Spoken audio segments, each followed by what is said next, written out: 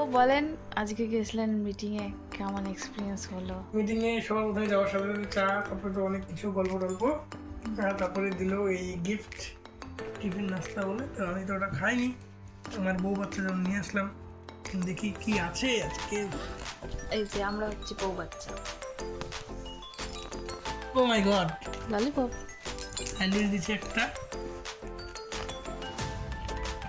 ভালো, এটা veg sandwich ভালো। ফুটনাটের একটা বল দিচ্ছে, ফুডনাট, একটা laddu, one type of laddu, cashew, bhujia, sauce. Rice. আর ওগুলো ছাড়েন, প্রেশারাইজ কি কি বললো সেটা বলো একটু শুনি। প্রেসারাইজ তেমন কিছুই না, নতুন বছর, নতুন নিউ ফাইন্যান্সিয়াল ইয়ার, তো নতুন কাজের চাপ, নতুন টার্গেট, অনেক কিছু extra টাকা ওদিকে টাকায় তো টাকায় বলবো না, বলো বলো। না এটা তো পরে ভাইরাল হয়ে যাবে, পরে আবার আমার প্রবলেম হয়ে যাবে কর্মজীবনে।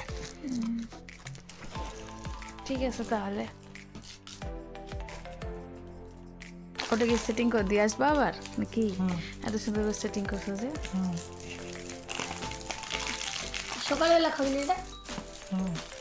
তাহলে এখন কেন গুছাচ্ছিস? এখনই খাই নে।